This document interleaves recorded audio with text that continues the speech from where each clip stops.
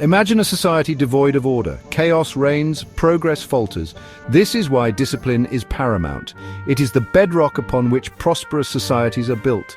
Discipline fosters peace, fuels progress, and paves the path to prosperity. It is the invisible hand that guides us towards a brighter future.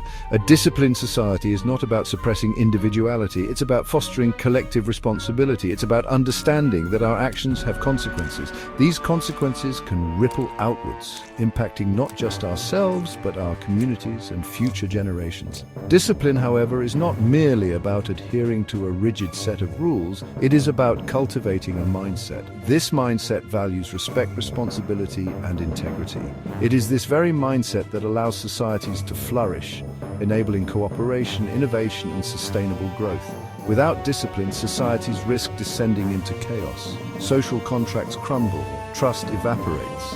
Therefore, understanding and nurturing discipline is not just important, it is essential for our collective well-being. Discipline is often misunderstood. People think of strict rules and punishments, but true discipline goes deeper. It is about self-control. It is about making conscious choices that benefit not just ourselves, but the collective. Laws form one aspect of discipline. They provide a framework for acceptable behavior, outlining the boundaries of our actions. But laws alone are not enough. Moral values are another crucial component.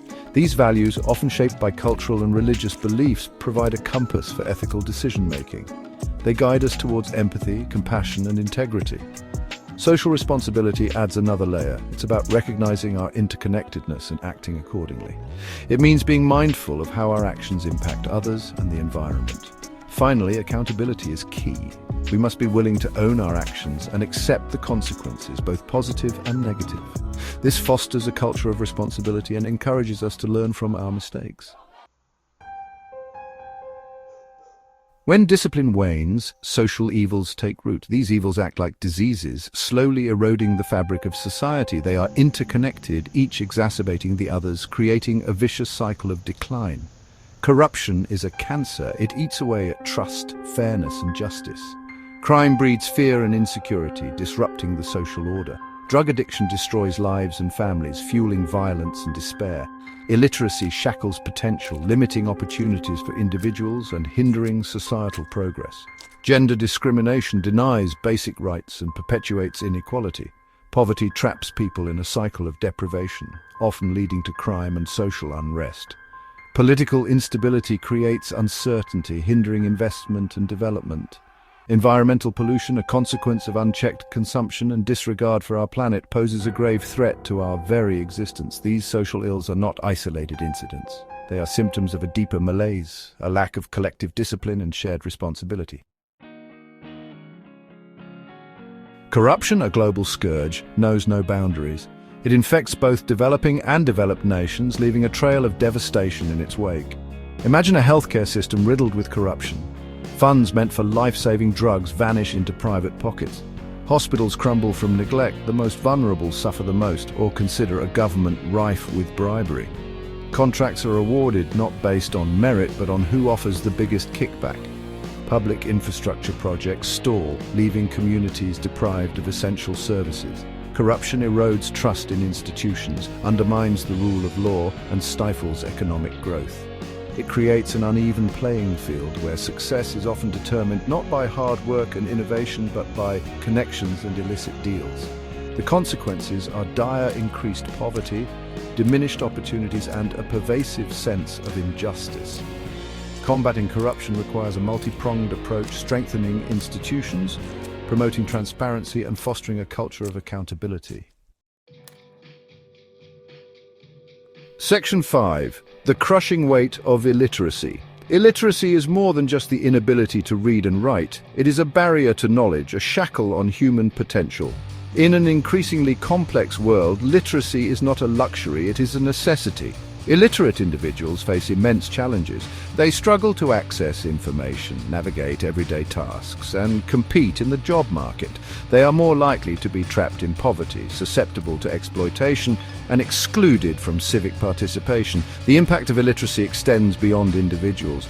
Societies with higher literacy rates experience slower economic growth, reduced productivity, and a diminished capacity for innovation. Education is the key to breaking this cycle. Investing in quality education for all is not just a moral imperative, it is an economic necessity. By empowering individuals with literacy skills, we unlock their potential and pave the way for a brighter future. Section 6. A government's duty: fostering a disciplined society. A government plays a crucial role in cultivating a disciplined society. It is the architect of the framework within which individuals and communities operate. Its actions or inactions can either nurture or neglect the values of discipline. First and foremost, the government must ensure a just and equitable legal system. Laws should be clear, consistently enforced and applied equally to all citizens, regardless of their social standing.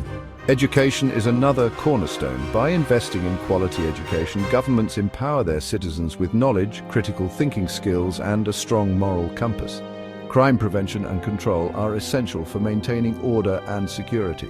This requires effective law enforcement, but also addressing the root causes of crime, such as poverty, inequality, and lack of opportunities. Finally, governments must implement social welfare programs to support the most vulnerable members of society, ensuring that everyone has access to basic necessities like healthcare, housing, and education.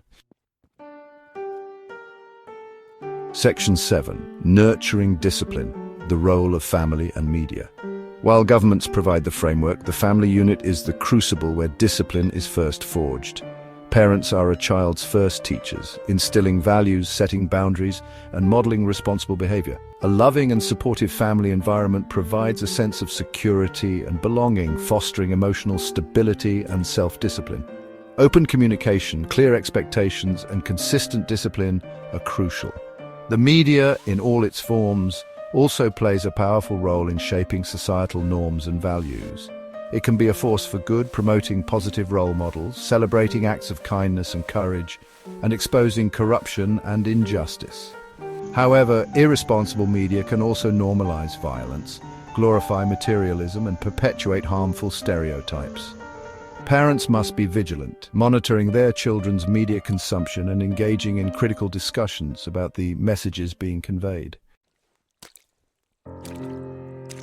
Section 8. Towards a brighter future: individual responsibility.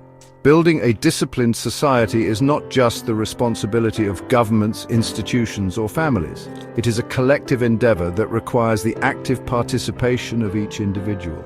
We must all strive to be the best versions of ourselves. This means embracing self-discipline, practicing self-control, and making responsible choices that benefit not just ourselves, but the common good.